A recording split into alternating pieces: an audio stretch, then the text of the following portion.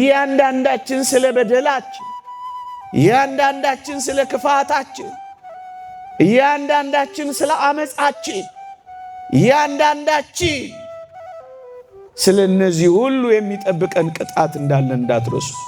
ሁላችንም እግዚአብሔርን ተንበርክከን እጆቻችንን ዘርግተን ስላለፈው መከራችን፣ ስለሚመጣው አበሳችን እግዚአብሔርን ይቅርታ ልንጠይቀው ይገባል። የሚመጣው የመከራና የቁጣ ጊዜ ብለን ቢያንስ ከእግዚአብሔር ጋር ለመታረቅ እንመለስ። የሚመጣውን መከራ ለመሸሸግ መቁረጥ እውነተኛ ለውጥ ያመጣል ወገኖቼ። መከራን የማታመጣ ኃጢአት የለችም። እኛ ለዚህ ነው በአቦ በሥላሴ በሞቴ በመከዳው ጡቴ እየተባለ እየተለመነ ያለ ነው።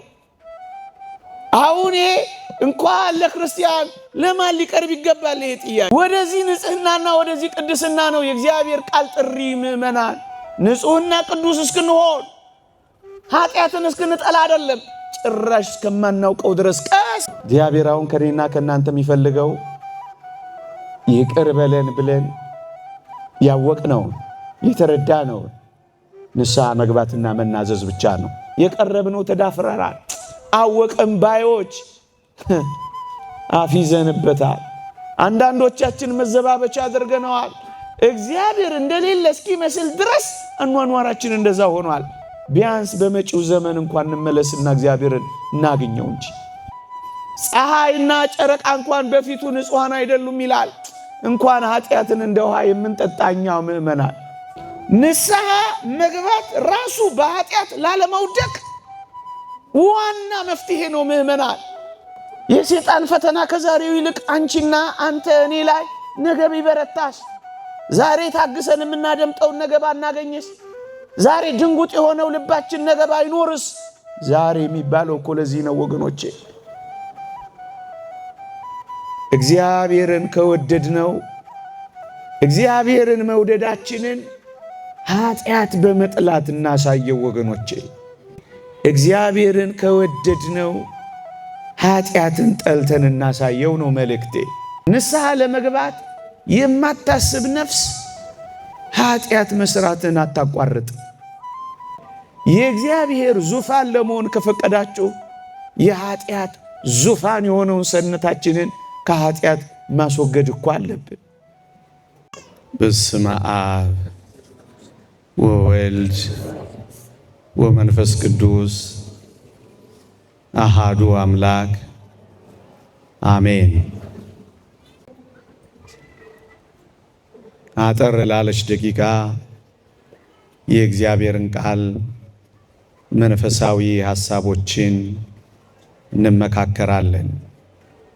እግዚአብሔር ከሁላችንም ጋር ይሆንልን።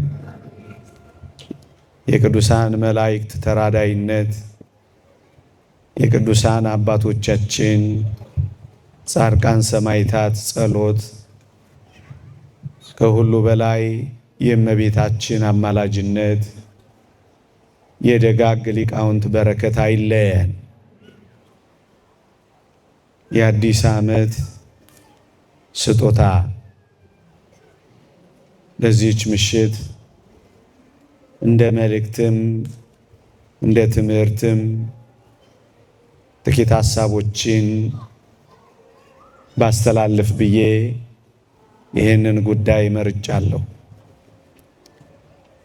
አንድ ጥያቄ በጠይቃችሁ ደስ ይለኛል። እግዚአብሔር የተወደደ መድኃኒታችን ኢየሱስ ክርስቶስ አሁን በዚህ የዘመን መጨረሻ ላይ በአዲስ ዘመን መባቻ ላይ ተገልጾ ለአዲስ ዓመት ስጦታ እንድንሰጠው ቢፈልግ ስጦታ ለመስጠት ፈቃደኛ እንሆን ይሆን?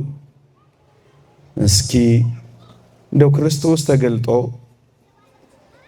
ስጦታ ስጡኝ ቢለን፣ ስጦታ ስጡኝ ቢላችሁ ስንቶቻችሁ ስጦታ ትሰጡት ይሆን? እስኪ እጃችሁን አውጡልኝ። አልገባችሁም? ጥያቄ ወይስ ጥያቄን ፈራችሁት? ጌታችን ተገልጦ ስጦታ እንድንሰጠው ቢጠይቀን ስጦታ መስጠት የምትፈልጉ ምዕመናን እስኪ እጃችሁን አውጡልኝ። አለመስጠትም መብታችሁ ነው። እግዚአብሔርን ብታገኙት ስጦታ በሰጠውት የምትሉ ምዕመናንን ነው እኔ የምፈልገው እጃችሁ እንድታወጡልኝ። አይዟችሁ፣ ገንዘብ አልጠየቃችሁም። ብዙ ጊዜ እጃችሁን አውጡ የተባለው በዛ መንገድ ከሆነ ይውላችሁ፣ ካወጣችሁ በደንብ አውጡ፣ አትታዩኝም። እኔ ብዙዎቻችሁ ግን መስጠት አትፈልጉም፣ ስጦታ መሰለኝ። እሺ አውርዱ። ይህን ጥያቄ ለምን እንደጠየቅኳችሁ የትምህርቴ ማብቂያ ሰዓት ላይ ነግራችኋለሁ። እግዚአብሔር ከሁላችንም ጋር ይሆንልን። የክርስቲያኖች ጉዞ፣ የኔና የናንተ ጉዞ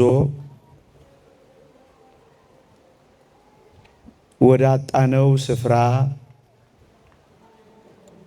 ወደ አጣነው ጸጋ፣ ወደ አጣነው ቦታ፣ ወደ አጣነው ጌታ የምንጓዘው ጉዞ ነው ክርስትና። በበደልና በኃጢአት ምክንያት ወደ አጣነው ስፍራ ለመመለስ የሚኖረን ናፍቆትና ጉጉት ነው የክርስቲያኖች ጉዞ። በዋናነት የዚህ ጉዞ መግፌ፣ የዚህ ጉዞ ቁጭት የሚሆነው ደግሞ ከእግዚአብሔር የመለየታችን ውጤት፣ ከእግዚአብሔር በመለየታችን ያጣነው ጸጋና ሀብት፣ በዚያውም ላይ ደግሞ ለጽድቅ ተፈጥረን ያገኘን የኃጢአት ምሬት እውነተኛ ክርስቲያናዊት ነፍስን ወደ አጣችው ጸጋ፣ ወደ ጎደላት በረከት፣ ወደ አጣችው ስፍራ ለመሄድ የሚኖራትን ናፍቆትና ጉጉት ይቀሰቅስባታል። የተወደዳችሁ ክርስቲያኖች፣ በደልና ኃጢአት ከእግዚአብሔር ለይቶናል። ከእግዚአብሔር በመለየታችን ያጣነው ጸጋና ሀብት ሊሰፈርም ሊቆጠርም አይችልም። እግዚአብሔርን ራሱን እናጣዋለን በበደልና በኃጢአት ምክንያት። ከእግዚአብሔር ጋር ብንሆን ልናገኘው የምንችለው ጸጋና ሀብት ጠፍቶብናል። ከሁሉ በላይ ደግሞ እንደ ጨው የሚጣፍጠው ኃጢአት እየበረከተ ሲሄድ ሬት ሬት ይላል። የኃጢአት ምሬቱ ያጣችውን ጸጋና ሀብቱን ከእግዚአብሔር መለየቱን የምትረዳ እውነተኛ ክርስቲያናዊት ነፍስ ወደዚህ ጸጋ ለመሄድ ትገሰግሳለች። ይህ ጉዞ ወደ አጣነው ስፍራ የምንጓዘው ጉዞ፣ ወደ አጣነው ጸጋ የምናቀናው ቅኝት፣ ይሄ ጉዞ የንስሐ ጉዞ ነው ክርስቲያኖች። አሁን ስለዚህ ጥቂት ጉዞ በዚህ የዘመን ማብቂያ ላይ ብጠቁማችሁ ብዬ ወድጄ ነው ወገኖቼ። በደልና ኃጢአት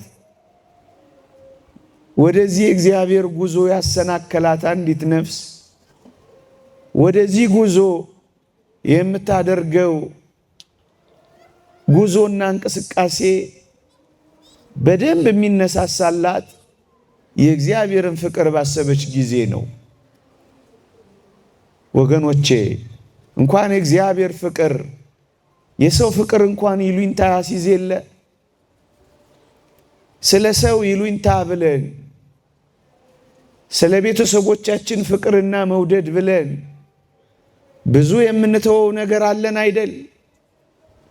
የእግዚአብሔር ፍቅርማ ኃጢአትን ለመተው ይሉኝታ ለማስያዝ ከዚያ በላይ እኮ ነው ወገኖቼ።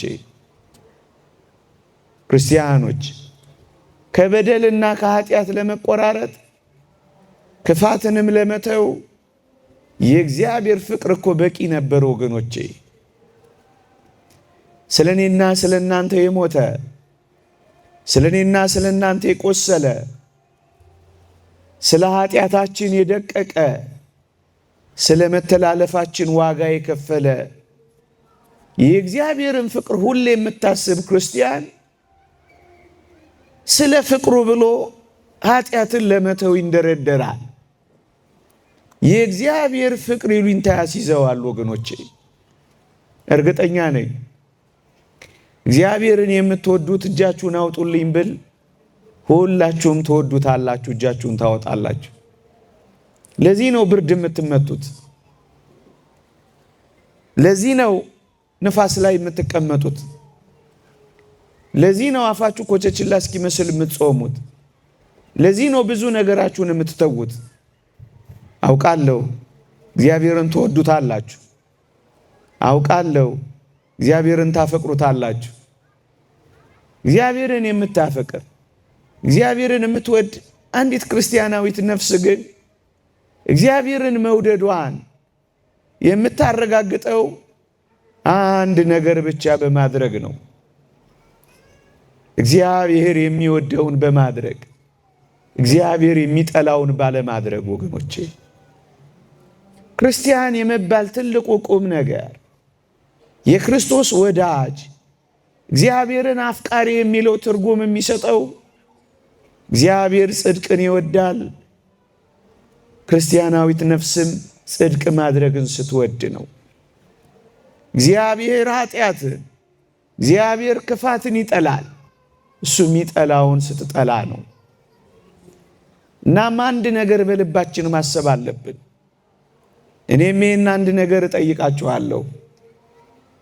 እግዚአብሔርን ከወደድነው እግዚአብሔርን መውደዳችንን ኃጢአት በመጥላት እናሳየው ወገኖቼ።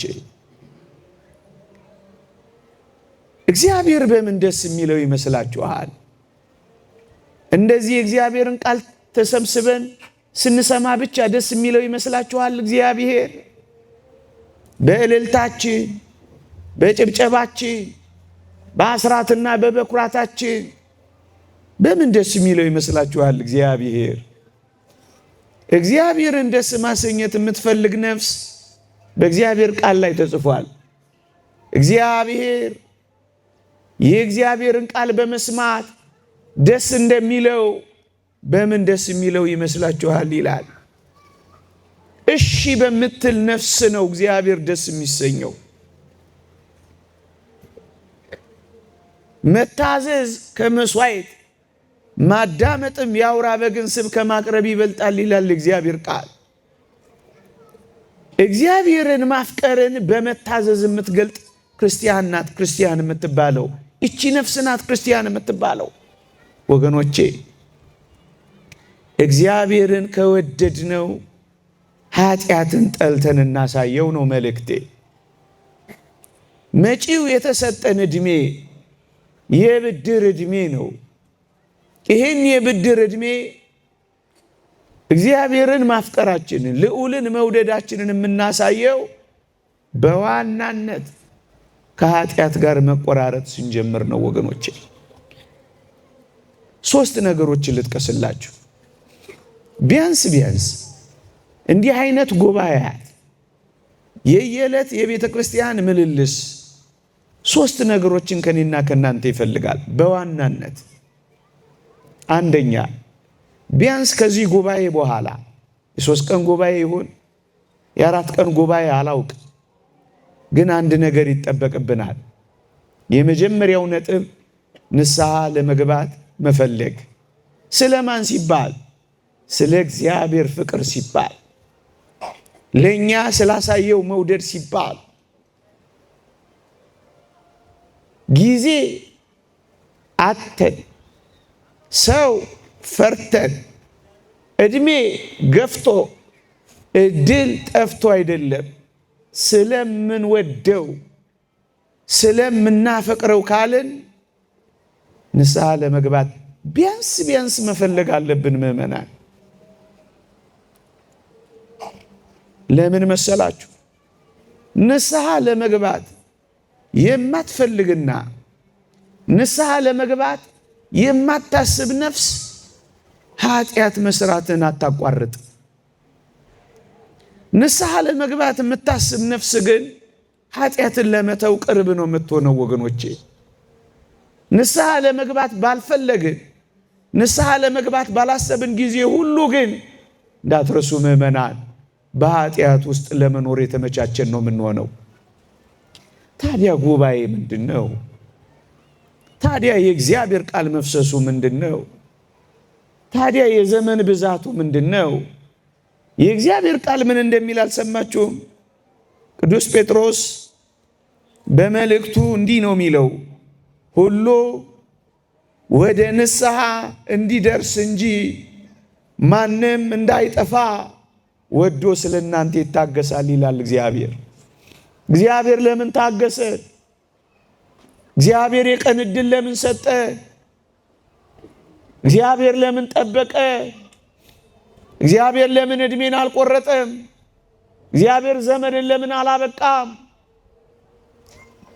ሁላችን ወደ ንስሐ እንድንገባ እግዚአብሔር እየታገሰን ነው። ሁለተኛ ጴጥሮስ መልእክት ምዕራፍ 3 ቁጥር 9 ሁሉ ወደ ንስሐ እንዲደርስ እንጂ ማንም እንዳይጠፋ ወዶ። እግዚአብሔር ወዶ ሳይታክት ጊዜ ከሰጠ እግዚአብሔርን የምትወድ ነፍስ ከንስሐ ውጪ ምን ሕይወት አላት? ስለዚህ ቢያንስ መፈለግ፣ ንስሐ ለመግባት ማሰብ። የተወደዳችሁ ክርስቲያኖች፣ ኃጢአትን ከመተው የሚቀድመው ንስሐ ለመግባት መፈለግ ነው። ከዚያ ቀጥሎ ነው ኃጢአትን የምንተወው ወገኖቼ።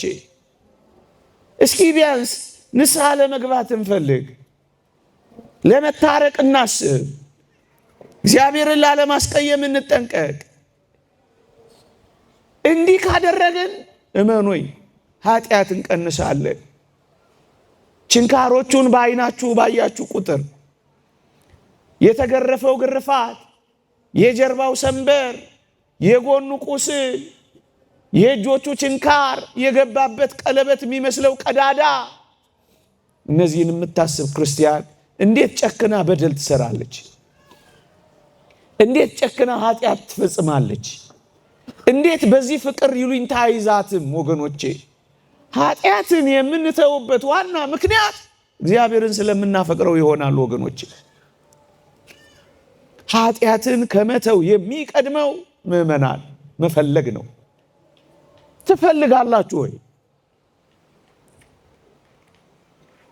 ቢያንስ በመጪው ዘመን የንስሐ ሕይወት እንዲኖረን፣ ተነሳይ ሕይወት እንዲኖረን፣ የምር እግዚአብሔርን ማፍቀራችንን እንድናረጋግጥለት ከወደድከኝ ኃጢአትን ተው የሚለው ድምፅ እያስተጋባብን ከኖር ሳይነጋ በዚህ ምሽት እንኳን ንስሐ እንገባለን።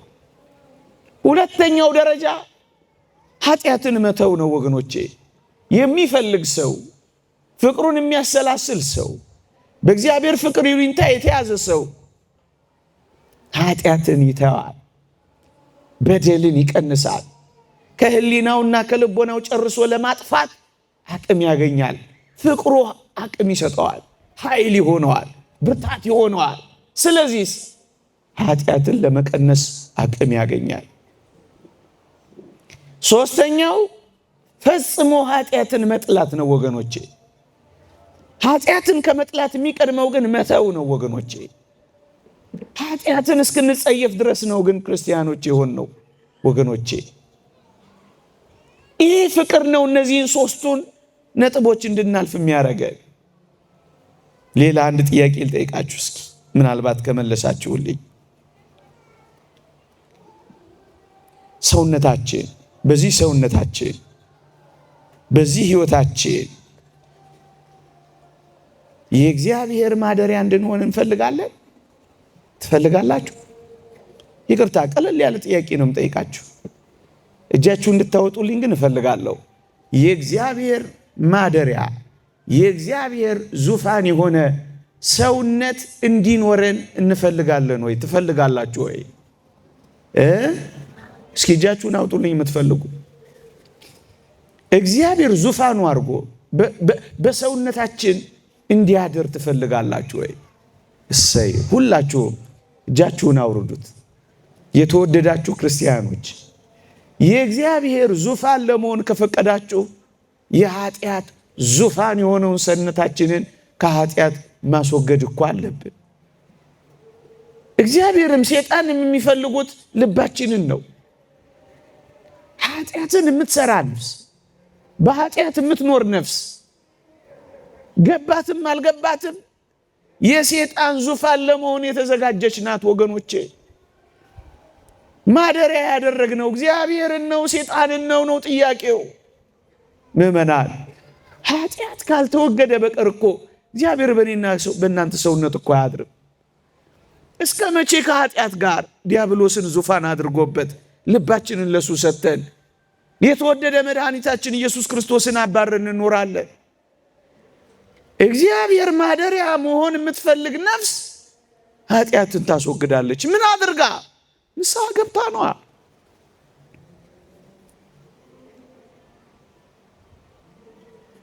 እግዚአብሔር ኃጢአትን ተው አለን እንጂ መኖርን ተው አላለንም እኮ ምእመናን። መስረቅን ተው አለን እንጂ መስራት ተው አላለንም እኮ ወገኖቼ።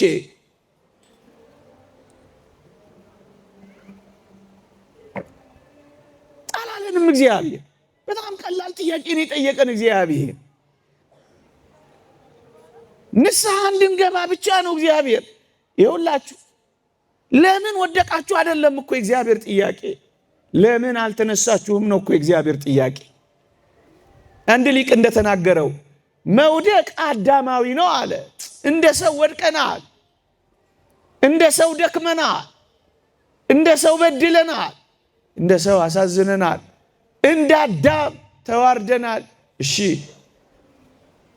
መውደቅ አዳማዊ ነው ካለ በኋላ ወድቆ አለመነሳት ግን ዲያብሎሳዊ ነው ይላል። ወድቀን ካልተነሳን እንደ አዳም እኮ አይደለንም፣ እንደ ዲያብሎስ እኮ ነው የሆነው። የወደቁ አይነሱምን? የሳቱስ አይመለሱምን? ይላል ነብዩ ኤርምያስ። ወገኖቼ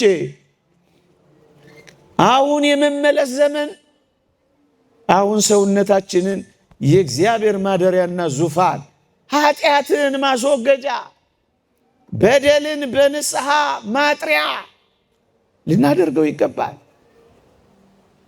እስኪ ሌላ ጥያቄ ልጠይቃችሁ። ትንሽ ከበድ ያለ ጥያቄ ነው የምጠይቃችሁ። ከሚመጣው ዘመን ቁጣ፣ ከሚመጣው ዘመን መከራ ለማስፈራራት ፈልጌ አይደለም። ከሚመጣው ዘመን የእግዚአብሔር ቅጣት ማምለጥ ትፈልጋላችሁ? ትፈልጋላችሁ? እስኪ የምትፈልጉ እጃችሁን አውጡልኝ። ዓለም በክፋት እየባሰ ይሄዳል ይላል የእግዚአብሔር ቃል። ከትላንትናው ይልቅ የዛሬው ክፋት ይብሳል። የነገው ደግሞ የትየለሌ ነው። ምእመናን በሰማይና በውስጧ ለምትኖሩ ደስ ይበላችሁ፣ በምድርና በባህር ለምትኖሩ ወዮላችሁ። ዲያብሎስ ጥቂት ዘመን እንደቀረው አውቆ በታላቅ ቁጣ ወርዷልና ይላል። ክፋት ይብሳል፣ ጭካኔ ይብሳል። እየባሰ የሚሄደው ነገር አንድ ነገር ማምጣቱ ግን አይቀሬ ነው። እሱ ምንድነው? የእግዚአብሔር ቁጣና ቅጣት። ለምን? ቅጣትንና ቁጣን ሳታመጣ የምታልፍ ኃጢአት የለችም። እያንዳንዳችን ስለ በደላችን፣ እያንዳንዳችን ስለ ክፋታችን፣ እያንዳንዳችን ስለ አመጻችን፣ እያንዳንዳችን ስለ እነዚህ ሁሉ የሚጠብቀን ቅጣት እንዳለ እንዳትረሱ። ምን ካላልን ካልተመለስን የሊቃውንት ትምህርት ነው። ቅጣትን ሳታመጣ የምታልፍ ኃጢአት የለችም ወገኖች። እሺ እንደዚሁ ቤቱ እየተመላለስ በቅጣት ስናበቃ አሳዝናችሁ ከሚጠፋው ዓለም ጋር እንጠፋለን፣ ከሚኮነነው ዓለም ጋር እንኮነናለን። በእግዚአብሔር መቅሰፍት ከሚበላው ዓለም ጋር በመቅሰፍት እኛም እንጠፋለን። ንስሐ ባትገቡ እናንተም እንደዚሁ ትጠፋላችሁ ብሏል ጌታችን። እንዲሁ ከሚጠፋው ዓለም ጋር ልንጠፋ ነው። እያለን እንደሌለ ልንሆን ነው። በምህረቱ እጆች ላይ ሳናርፍ በቅጣቱ ልምጭ ልንገረፍ ነው። በእቅፉ ውስጥ ሳናርፍ በቁጣው ውስጥ ልናልፍ ነው። እውነት ነው። መከራን የማታመጣ ኃጢአት የለችም። የእግዚአብሔር ቃል እንዲህ ይላል፣ አሁንም መንገዳችሁንና ስራችሁን አሳምሩ፣ የአምላካችሁንም የእግዚአብሔርን ቃል ስሙ። እግዚአብሔር የተናገረባችሁን ክፉ ነገር ይተዋልና ይላል። እግዚአብሔር የተናገረው ክፉ ነገር ካለ ሊያደርግብን እንዲተወው ከፈለግን መንገዳችንን እናሳምር። በምን? በንስሐ ነዋ። መንገዱ ያላማረ ሁሉ እግዚአብሔር የተናገረው ነገር ይሆናል። መጀመሪያ በፍቅሩ ይሉኝታ እምቢ ካልንስ በመከራው ግርፊያ።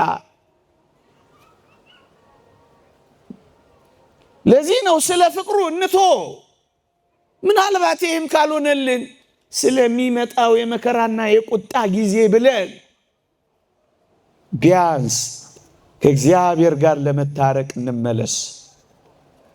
በዘመን ማብቂያ ላይ ይሄንን መልእክት ማስተላለፍ ነው። የተወደዳችሁ ክርስቲያኖች፣ በተለይ በዚህ ዘመን ከኔና ከናንተ የሚጠበቀው ንስሐ ብለን ስንናገር እንደ ነገሩ መተን ሪፖርት እንድናደርግ አይደለም ወገኖቼ። የህይወት ለውጥ እንዲኖረን ነው የሚያስፈልገው። እውነተኛ ንስሐ ጊዜያዊ ስሜትና ጸጸት አይደለችም፣ የህይወት ለውጥ ነው። ክርስቶሳውያን የሆነ ለመንፈሳዊነት ጉዞ የጀመር የተወደዳችሁ ክርስቲያኖች በየጊዜው ለንስሐ አባት ሪፖርት እንድናደርግ አይደለም። በየጊዜው ግን እውነተኛ ንስሐ በመግባት የእውነተኛ የህይወት ለውጥ እንድናመጣ ብቻ ነው የሚያስፈልገው። የህይወት ለውጥ፣ እውነተኛ መጸጸት፣ እውነተኛ ንስሐ፣ እውነተኛ እግዚአብሔርን ማፍቀር፣ እውነተኛ የእግዚአብሔር ዙፋን ለመሆን መፈለግ፣ የሚመጣውን መከራ ለመሸሸግ መቁረጥ እውነተኛ ለውጥ ያመጣሉ ወገኖቼ፣ እውነተኛ ለውጥ። ለዚህ ነው ወደ እውነተኛ ጸጸት እንድንመጣ። ጊዜያዊ ስሜት እንዲፈጥርባችሁ ብቻ አይደለም። ሰው ስሜታዊ ነው፣ እውነት ነው፣ ሊሰማን ይገባል። ሰው አእምሯዊ ነው፣ ዕውቀታዊ ነው፣ እውነት ነው። ከነዚህ ከሁለቱ ግን የሚበልጠው መንፈሳዊነት ነው። በእግዚአብሔር መንፈስ መመራት ነው ወገኖቼ። ስሜትንም አእምሮንም የሚቆጣጠር የእግዚአብሔር ልጅ መሆናችን በመንፈስ ቅዱስ መመራታችን ነው ወገኖቼ። እሱ ደግሞ የህይወትን ፍሬ ይሰጠናል። የጽድቅ ፍሬ፣ የሰላም ፍሬ፣ የትዕግስት ፍሬ፣ ራስን የመግዛት ፍሬ። እነዚህ በህይወታችን ሊታዩ የሚገቡ ፍሬዎች በእውነተኛ የህይወት ለውጥ ይመጣሉ። አሁን ዛሬ ከማታ ጀምሮ የህይወት ለውጥን እያጣጣምን እውነተኛ ወደ ሆነች የንስሐ ህይወት እንድንመጣ ነው እግዚአብሔር የሚፈልገው ወገኖቼ። ይሄ ብቻ ግን አይደለም፣ ብዙ እንዳላስመሽባችሁ እንጂ ይሄ ብቻ ግን አይደለም ምእመናን። የኔና የናንተ ወደ ረጅሙ የቅድስናና የንጽህና ሕይወት የሚደረገው ጉዞ መጀመሪያው ነጥብ ንስሐ ነው ወገኖቼ። ንስሐ እንድንገባ መፈለግ አይደለም፣ ኃጢአትን መተው አይደለም፣ ኃጢአትን መጥላትና መጸየፍ አይደለም። እግዚአብሔር እኔና እናንተን የሚፈልገው የረጅሙ ጉዞ ተካፋይ እንድንሆን ነው። ምን ቅዱስና ንጹህ እንድንሆን ነው ወገኖቼ። ለዚህ ተጠርተናል ወገኖቼ። እግዚአብሔርን ወደምታስመስለን ሕይወት፣ ቅዱስ ወደ መሆን ሕይወት፣ ንጹህ ወደ መሆን ሕይወት፣ የረጅሙ የቅድስናና የንጽህና ሕይወት መጀመሪያው ነጥብ ግን ንስሐ ነው።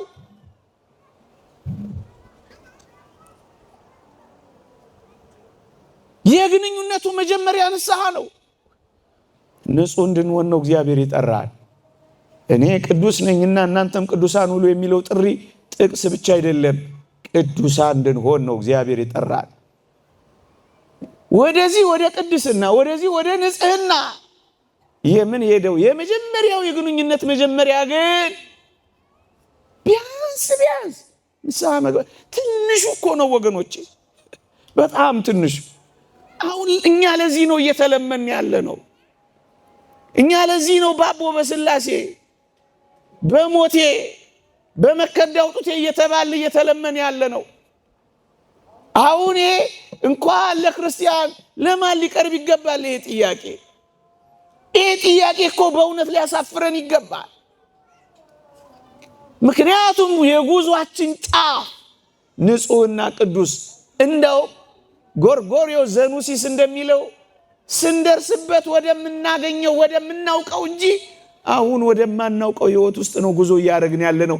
ስንደርስበት ወደምናውቀው ምእመናን እንዴ አባቶቻችን እኮ ፀሐይ አለች የለችም ነው ጥያቄያቸው እኮ።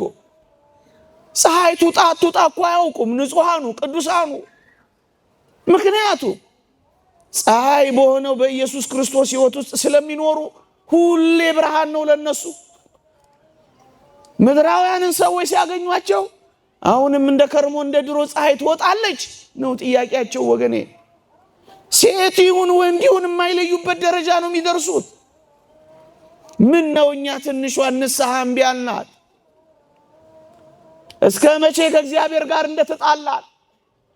እወድሃለሁ በስራዬ ግን እሰቅልሃለሁ ማለት ይገባል። ምእመናን የእግዚአብሔር ቃል እንዲህ ይላል፣ በስራቸው በክፋታቸው በኃጢአታቸው በክህደታቸው የእግዚአብሔርን ልጅ ይሰቅሉታል ያወርዱታል የሚላል ቅዱስ ጳውሎስ። የአይሁድስ በዛ ትሉ የለ የእኛስ አልበዛም? የሐሜት ጥፋታችን አልበዛም? የጸብ ጅራፋችን አልበዛም? የኩርፊያ ሰንበራችን አልበዛም? የዝሙት የሾህ አክሊላችን አልበዛም? ዛሬም በክርስቲያኖች በወዳጆቼ ቤት የቆሰልኩት ቁስል ነው አለ። ዛሬስ በእኛ ልብ ውስጥ መቁሰል አለበት? ዛሬም በእኛ አንደበት መገረፍ አለበት? ዛሬም በእኛ ጥላቻ መድማትና መጥቆር አለበት? የእኛስ በደል የእኛስ ሰቅሎ ማውረድ የለም? አለ።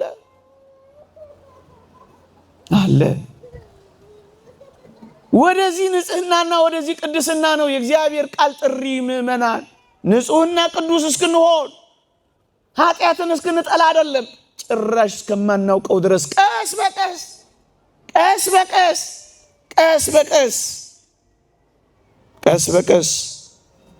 እርግጠኛ ነኝ እዚህ የመጣችሁት ምርጫችሁን እግዚአብሔር አድርጋችሁ እንደሆነ እረዳለሁ፣ አውቃለሁ። ባይሆንማ እዚህ ቁጭ ብላችሁ ታግሳችሁ እንደኔ ምናምንቴ የሆነውን አትሰሙም ነበረ። ግን ልንገራችሁ፣ ምርጫውን እግዚአብሔር ያደረገ ሰው መንገዱን እግዚአብሔር ያረጋል፣ ፈቃዱን እግዚአብሔር ያረጋል፣ ሐሳቡን እግዚአብሔር ያረጋል። ምርጫ የሚገለጸው በሱ ነው። ፈቃዳችንን ለፈቃዱ ስንሰጥ፣ መንገዳችንን ለመንገዱ ስናስገዛ ነው።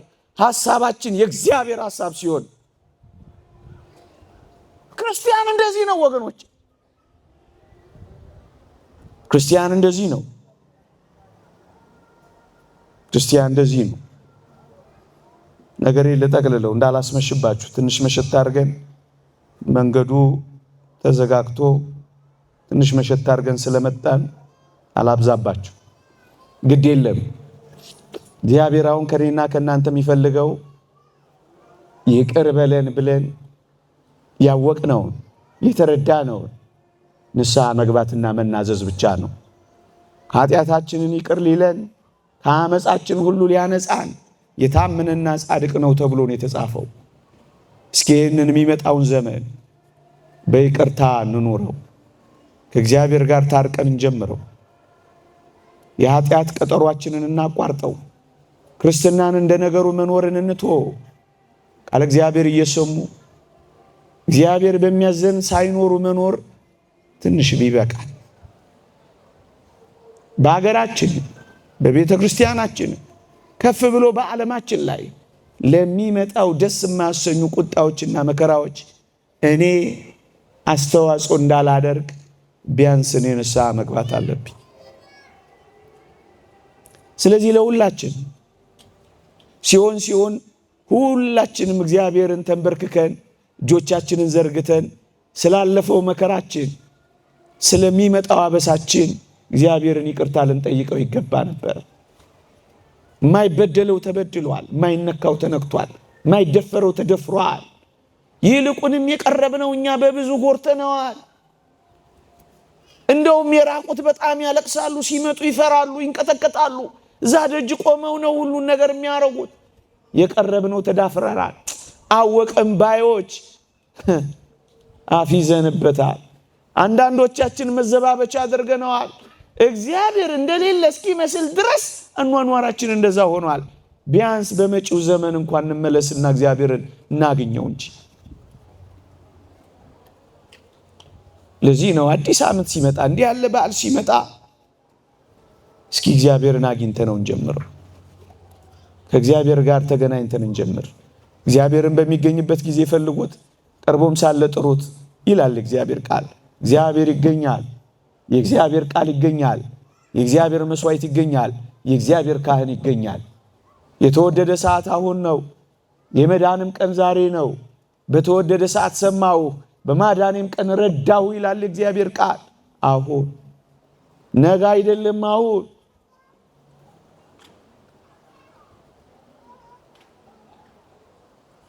ነገ በወድቅስ፣ ነገ ብሰናከልስ፣ ነገ እንደገና ብበድልስ? ሰው ነን። በተቻለ መጠን ቅድም ያልኳችሁን ህይወት እንከተላለን። ግን ኃጢአት ቶሎ ላይ ርቀን ይችላል። አትፍሩ ክርስቲያኖች። እግዚአብሔር ፍቅር ነው። እግዚአብሔር መሐሪ ነው።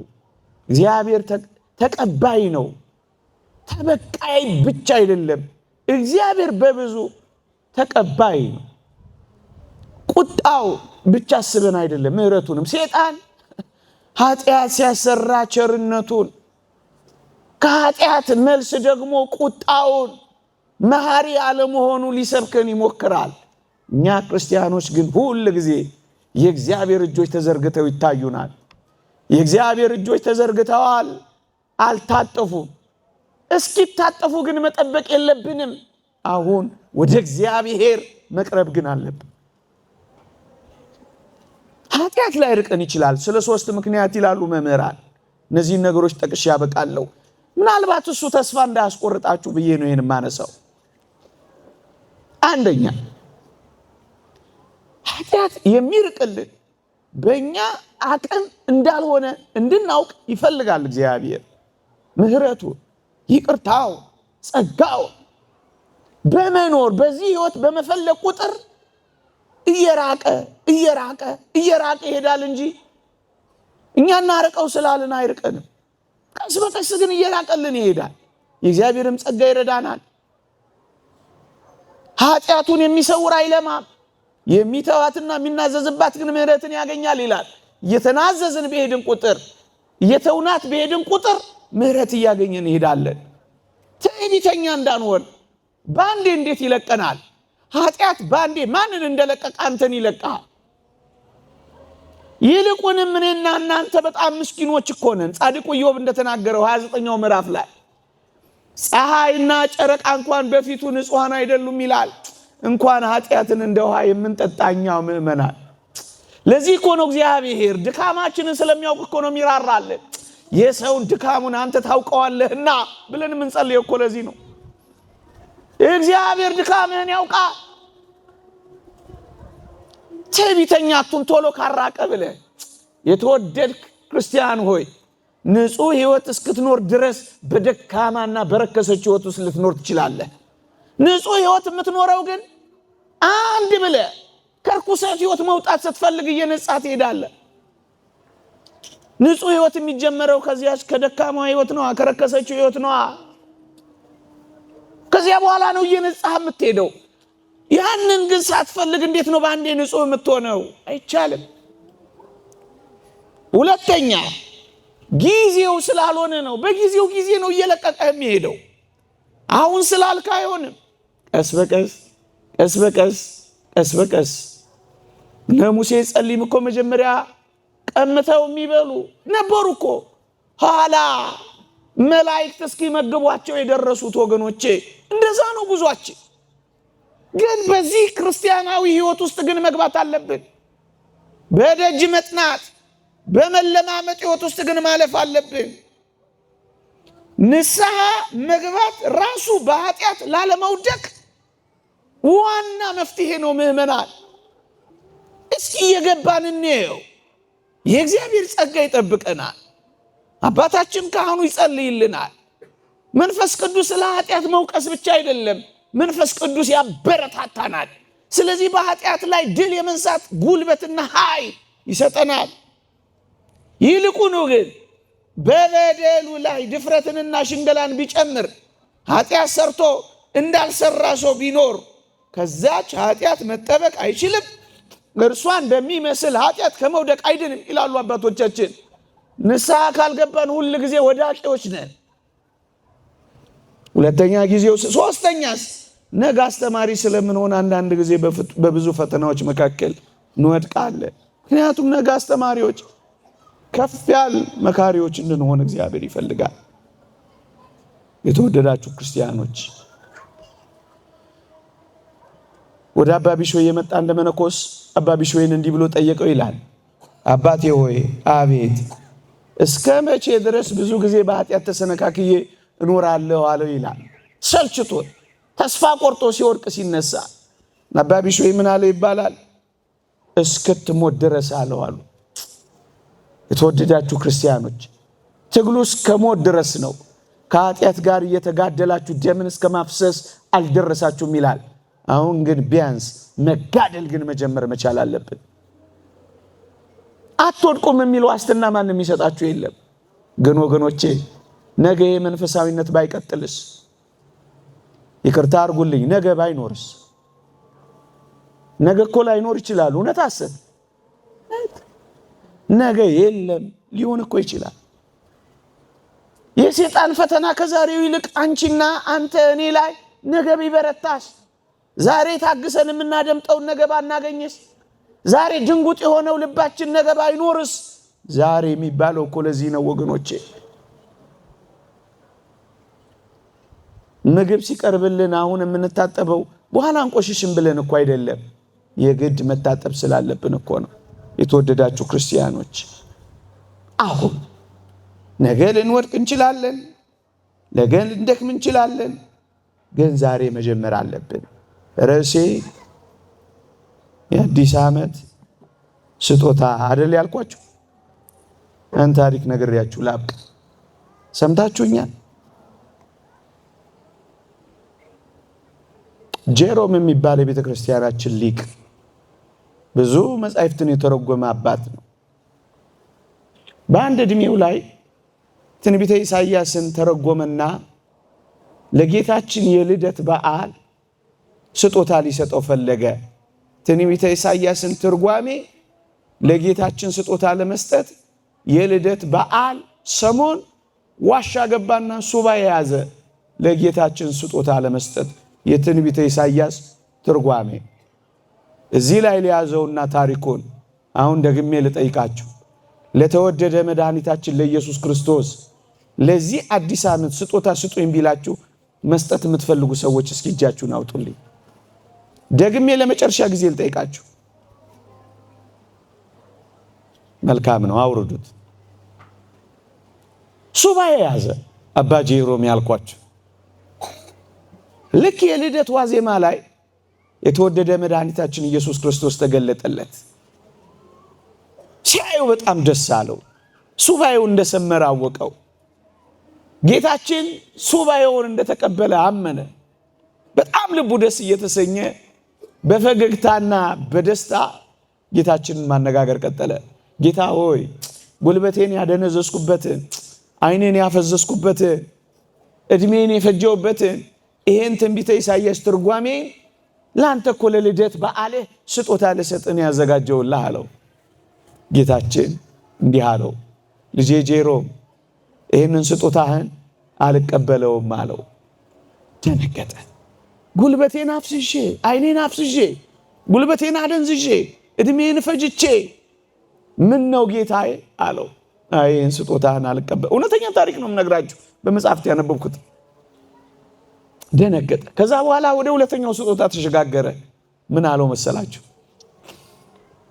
እሺ እንግዲያው ይህንን ስጦታዬን ተወውና ሱባኤ የገባሁበትን ለዚህ ዘመን በጾም የታጠቅኩበትን ትጋሃ ሌሊቴን፣ መንኖ ጥሪቴን፣ ተጋሃርሎዬን፣ ትምህርቴን፣ ስብከቴን፣ ዋሻ መግባቴን፣ ሱባኤን ውሰደው ብሎ ደግሞ ለመነው። ጌታችንም ትንሽ ኮስተር ብሎ ልጄ ጄሮም አሁንም ይህንን ሁሉ ስጦታህን አልቀበለውም አለው። ያን ጊዜ አባ ጄሮም ማልቀስ ጀመረ። ጌታ ሆይ ከዚህ በቀር እኔ ምን አለኝ? አንተን ፈልጌ ሁሉን ትቼ ነው የወጣሁት። ምን አለኝ? ያቀረብኩትን የደከምኩበትን ሰጠሁ፣ እምቢ አልከኝ። የምኖርበትን ሕይወት ሰጠሁ፣ አልተቀበልከኝም። ታዲያ ለአንተ ለጌታ እዚህ ዋሻ ውስጥ ገብቼ ምን እሰጥሃለሁ ብሎ ጠየቀው እያለቀሰ። የተወደደ መድኃኒታችን ኢየሱስ ክርስቶስ አንድ ነገር ብቻ ተናገረ። ለእኔ ለዚህ በዓል ስጦታ መስጠት ከፈለግ ልጄ ጄሮም ሆይ ኃጢአትህን ስጠኝ አለው። ምንህን ስጠኝ? አሁን እስኪ ደግሜ ልጠይቃችሁ። የጌታችን ድምፆች ከተሰማችሁ፣ እውነት የእግዚአብሔር ቃል ልባችሁን ከነካው አንድ ጥያቄ ልጠይቃችሁ። በዚህ በዓል ለተወደደ መድኃኒታችን ኢየሱስ ክርስቶስ ብናገኘው ስጦታ እንሰጠዋለን አላላችሁኝም? እንግዲያውስ ኃጢአታችሁን መስጠት ፈልጉ። እስኪ ኃጢአታችሁን መተው በንስሐ ለንስሐ አባታችሁ ልታሳርፉ የምትፈልጉ እስኪ እጃችሁን አውጡልኝ። እግዚአብሔርን ማግኘት እፈልጋለሁ፣ ከእግዚአብሔር ጋር ታርቄ መኖር እፈልጋለሁ፣ ይበቃኛል፣ እግዚአብሔርን ዙፋን አድርጌ መኖር እፈልጋለሁ የምትል አንዲት ክርስቲያናዊት ነፍስ ወደ ረጅሙ የቅድስናና የንጽህና ጉዞ ለመጀመር የመጀመሪያውን ግንኙነት መመስረት አለብኝ የምትል ነፍስ ለጌታዋ ለተወደደ መድኃኒቷ ስጦታ መስጠት የምትፈልግ ነፍስ ከንስሐ አባቷ ጋር ነገ ትገናኛለች። የአዲስ ዓመት ስጦታ የቆየ ሁላችንንም ለንስሐ ያብቃል። እግዚአብሔር ይስጥልን።